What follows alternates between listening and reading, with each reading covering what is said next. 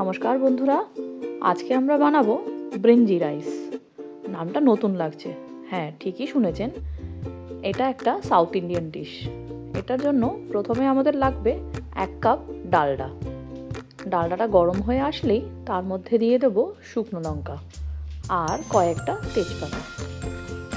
এবার দিয়ে দেবো গোটা গরম মশলা থেতো করে রাখা। ভালো করে ভাজতে হবে।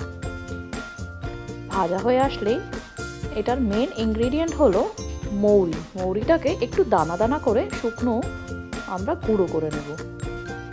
সেইটা দিয়ে দেব এই তেলের মধ্যে। মৌরিটা একটু ভাজা ভাজা হয়ে আসলেই তার মধ্যে দিয়ে দেব আদা, রসুন আর কাঁচা লঙ্কার একটা পেস্ট।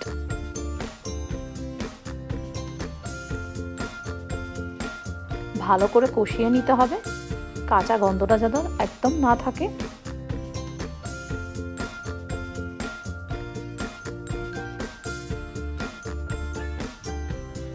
এরপরেই আমরা দিয়ে দেব 3টে বড় পেঁয়াজ কুচি করে রাখা।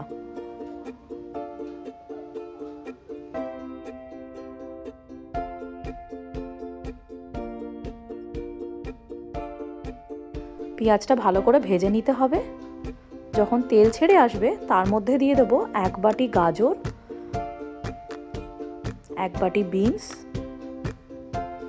এর সাথে আপনারা আরও সিজনাল যা যা সবজি পাওয়া যায় সেগুলোও দিতে পারেন।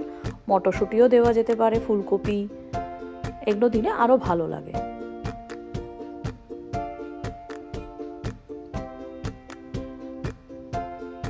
সবজিগুলো দিয়ে ভালো করে ভেজে নিতে হবে।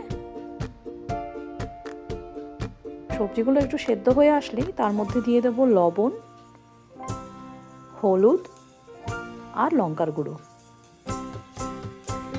মশলাগুলো দিয়ে আরও একবার ভালো করে কষিয়ে নিতে হবে।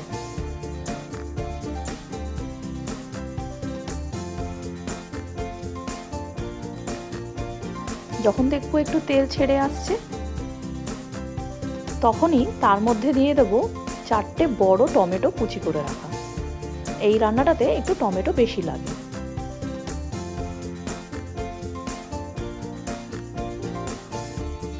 টমেটোগুলো দিয়ে ভালো করে কষিয়ে নেব। টমেটোর জল যখনই শুকিয়ে আসবে তার মধ্যে দিয়ে দেবো আগে থেকে সিদ্ধ করে রাখা সয়াবিন। সয়াবিন থেকে ভালো করে জলটা ঝরিয়ে তারপরে সেটাকে ব্যবহার করতে হবে। সয়াবিনটা দিয়ে ভালো করে ভেজে নেব।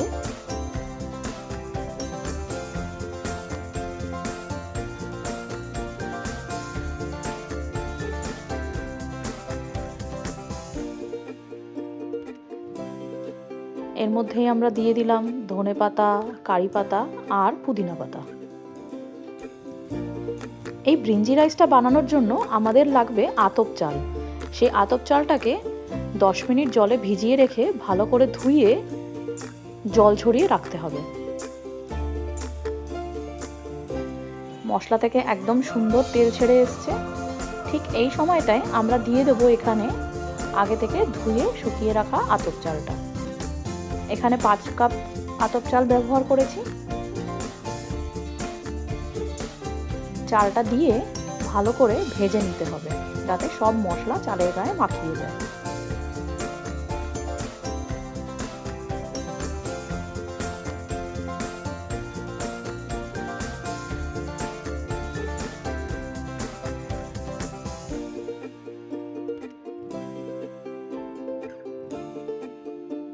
এই ব্রিঞ্জি রাইসের আরেকটা মেন ইনগ্রেডিয়েন্ট হলো নারকেলের দুধ।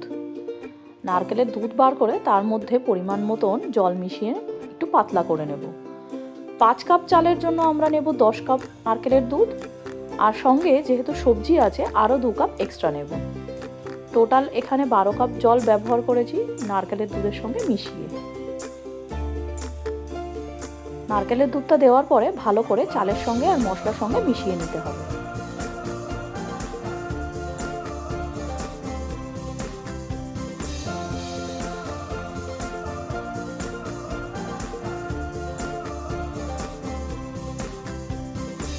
শেষে দিয়ে দেবো আরেকটু ধনেপাতা আর পুদিনা পাতা।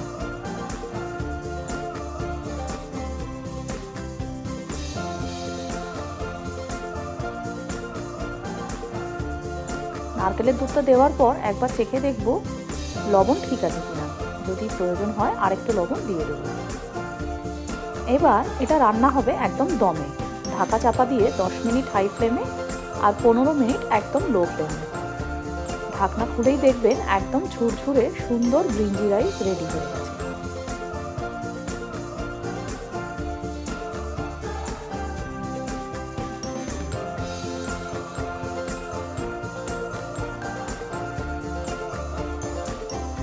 কলা পাতায় গরম গরম পরিবেশন করুন দইয়ের রায়তা দিয়ে।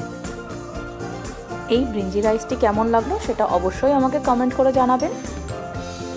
আমাদের চ্যানেলটি যদি এখনও সাবস্ক্রাইব না করে থাকেন অবশ্যই সাবস্ক্রাইব করে বেল বাটনটা প্রেস করতে ভুলবেন না। ভিডিওটি ভালো লাগলে একটা লাইক, শেয়ার আর কমেন্ট অবশ্যই করবেন।